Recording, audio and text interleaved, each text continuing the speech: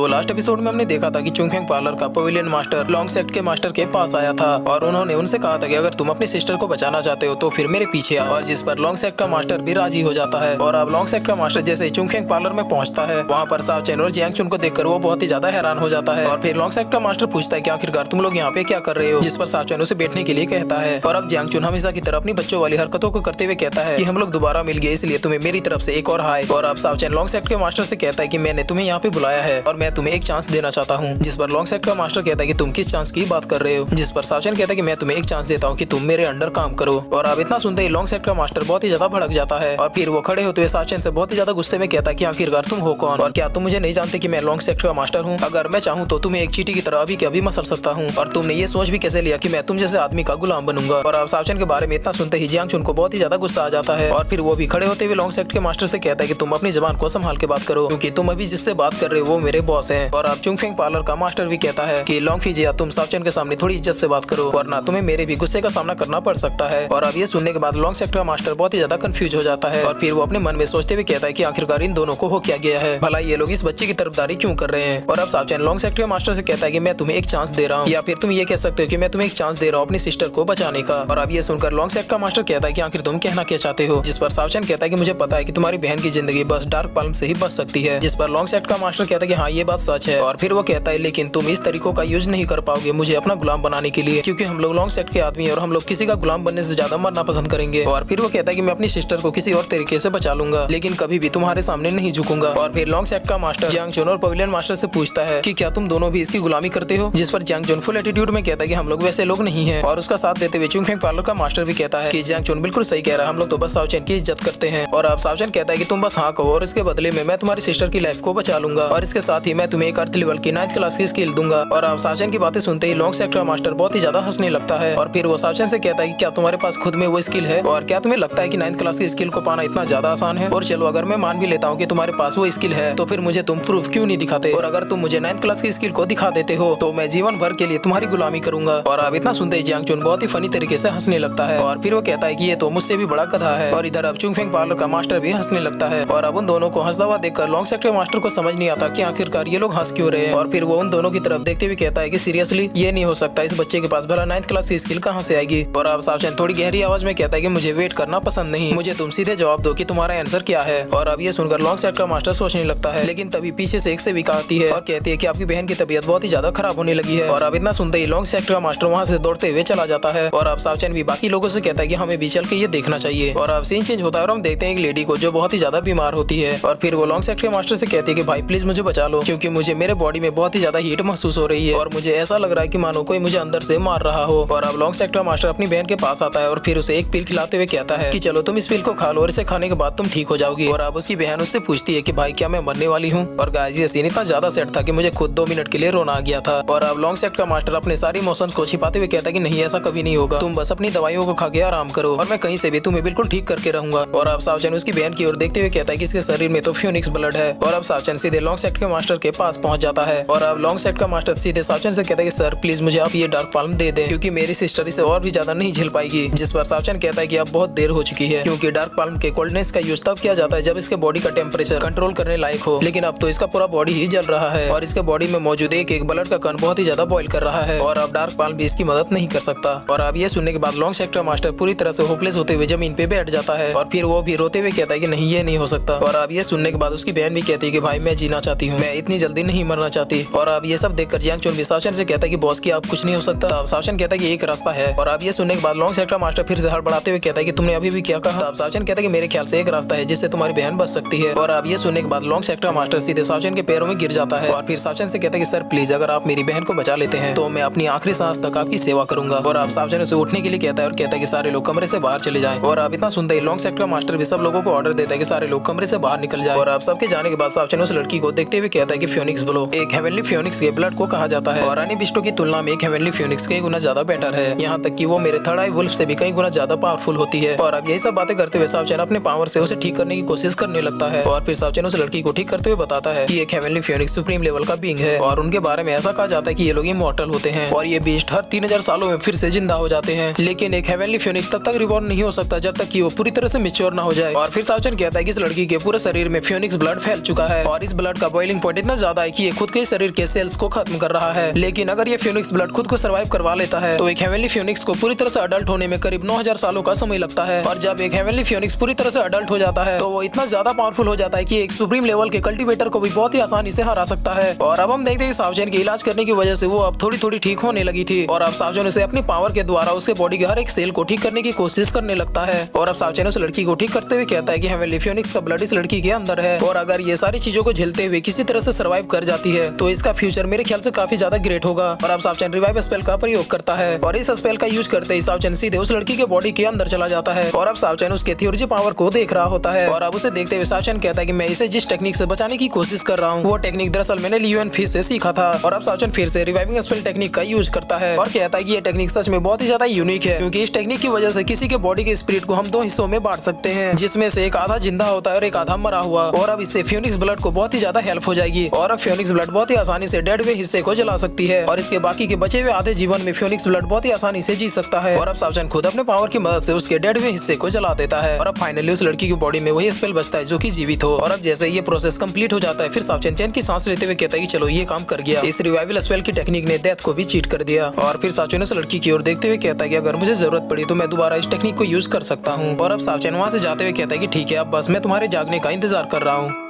और फिर इसी के साथ ये एपिसोड यहीं पे खत्म होता है।